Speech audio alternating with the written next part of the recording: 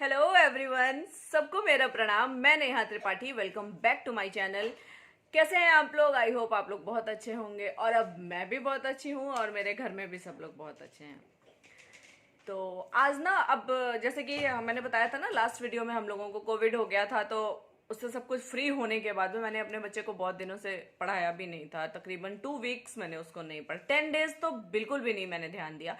तो अब मैं उसको पढ़ा रही थी, तो आज मैं उसको ना प्लूरल बनाना सिखा रही थी। सिंगुलर से प्लूरल। वैसे छोटे मोटे वैसे तो बच्चों को वो तो थर्ड में है, बट फर्स्ट से ही स्टार्ट कर देते हैं, कई बार अपर केजी से भी स्टार्ट कर देते हैं।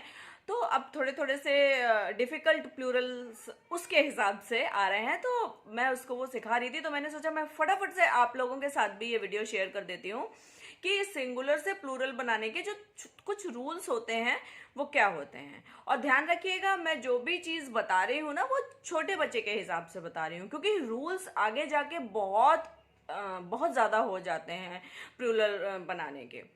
तो चलिए देखते हैं फटाफट से उसके क्या क्या रूल्स हैं, और आप भी अपने बच्चों को सिखाइए।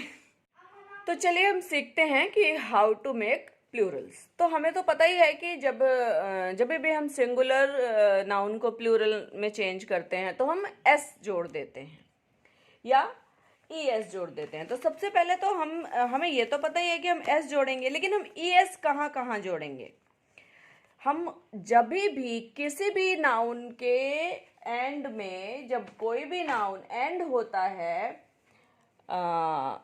एस के साथ, डबल एस के साथ, सी एच के साथ, सी एच के साथ एक है रूल कि उसका प्रोनाउंसिएशन च होना चाहिए तब, और एस एच के साथ, एक्स के साथ, जेड के साथ, इन सब के साथ में जब भी एंड होता है ना नाउन, तो हम वहाँ पे ई एस जोड़ देते हैं।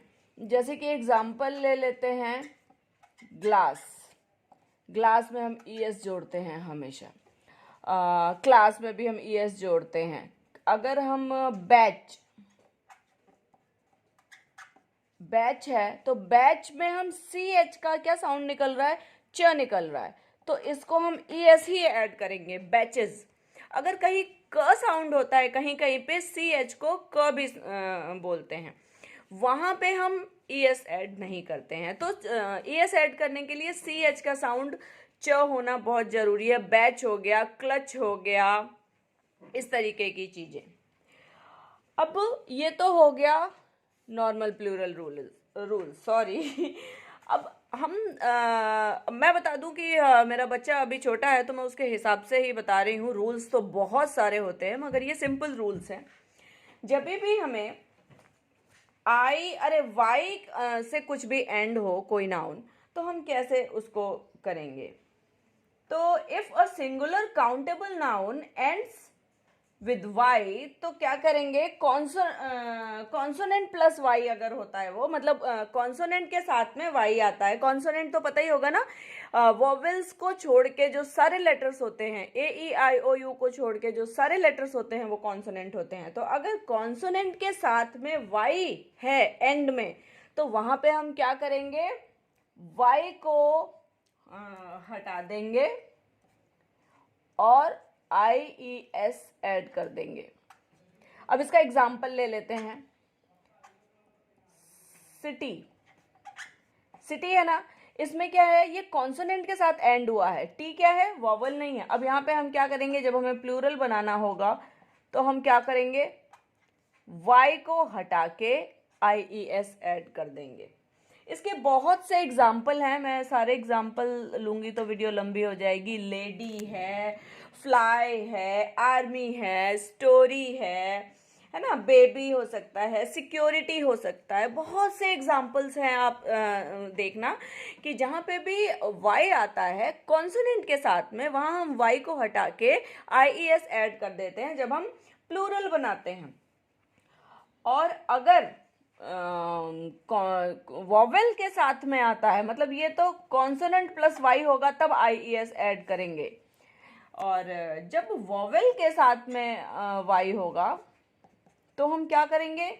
हम ओनली एस ऐड कर देंगे, ओनली एस। अब इसके क्या एग्जाम्पल्स हैं, बहुत सारे एग्जाम्पल हैं इसके टॉय एग्जाम्पल हो गया। जब भी हम टॉय लिखते हैं तो हम टॉयज की स्पेलिंग क्या लिखते हैं, TOYS, ना कि TOIES, ऐसा नहीं लिखते, हम उसमें S ऐड कर देते हैं। इसके भी बहुत से एग्जाम्पल्स हैं। की लिख सकते हो आप, मंकी में भी कभी हम IES नहीं ऐड करते हैं। डे का प्लूरल डेज होता है। तो ये फटाफट एग्जाम्पल आप और भी सोचो, और बहुत से एग्जाम्पल्स हैं। प्ले है, टॉय है, रे है, मैं कितने एग्जाम्पल्स दूं। तो ये तो हो गया वाई का रूल। ये वाई का रूल, सिंपल वाई का ये रूल होता है कि वाई हटा के IES ऐड करना है, लेकिन अगर वाई वॉवेल के साथ में एंड हुआ है तो वाई को हटाना नहीं है, सिंपली S जोड़ देंगे। और इसी तरीके से हम क्या करेंगे, जहाँ पे double S, CH, SH, X, और जैसे X का भी एग्जाम्पल ले लेते हैं हम, बॉक्स है तो हम क्या इसका बनाएंगे, बॉक्सेस ही तो बनाएंगे। इसी तरीके से हम प्लूरल बनाते हैं। एक छोटा सा एग्जाम्पल एफ का भी बता देती हूँ आपको, फिर अदरवाइज वीडियो बहुत लंबी हो जाएगी। जब भी एफ होता है ना, उसका प्लूरल बनाते टाइम हम एफ या FE, जब FE या F होता है तो जब हमें प्लूरल बनाना होता है तो हम F या FE को हटा के VES ऐड कर देते हैं। इसका एग्जाम्पल ले लेते हैं, जैसे लाइफ हो गया, है ना, वुल्फ हो गया। एक एक एग्जाम्पल F और FE का ले लिया। वुल्फ को भी हम VES बना लेते हैं, VOL, VES, वुल्फ्स हो जाता है। लाइफ का लाइव्स हो जाता है। इसके भी बहुत सारे एग्जाम्पल हैं। नाइफ हो सकता है एग्जाम्पल, और वाइफ हो सकता है, काफ हो सकता है, शेल्फ हो सकता है, बहुत से एग्जाम्पल होते हैं। लोफ हो सकता है। इस तरीके से हम प्लूरल बना सकते हैं। ये मैंने आपको बताया। मैं एफ का और भी एक रूल होता है जो कि कॉन्सोनेंट और वोवेल वाला जो फंडा होता है, वो मैं आपको नेक्स्ट वीडियो में बताऊंगी। तो गाइज, इस तरीके से आप लोग बच्चों को सिंगुलर से प्लूरल बनाना सिखा सकते हैं। और जो ये रूल्स होते हैं, ये कोई बहुत मुश्किल रूल्स नहीं होते, बट हाँ, एक बार को सुनने में बच्चों को बहुत कंफ्यूजिंग लगता है। तो मेरा तो ये फंडा है कि मैं क्या करती हूँ कि मैं ऐसे ही कभी बातचीत के दौरान ऐसे ही बोल दिया कि बेटा जब भी हम प्लूरल बनाते हैं, वाई हो ना, वाई हटा के आपको IES लगा देना है। वो बात उसके समझ में आ जाएगी। और एक साथ सारे रूल्स कभी नहीं समझाइए, वो बात उसके समझ में आ गई। अब उसने थोड़े दिन में बिल्कुल रट लिया कि वाई को हटाना है।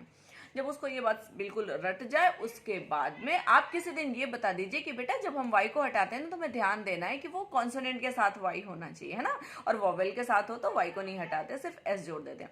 एक एक रूल को एक एक बार में बताइए, एक साथ सारे रूल्स मत बताइए, वरना बच्चे कंफ्यूज हो जाते हैं, एक बात। और दूसरी बात, वो घबरा जाते हैं और उनको फिर इंटरेस्ट खत्म हो जाता है।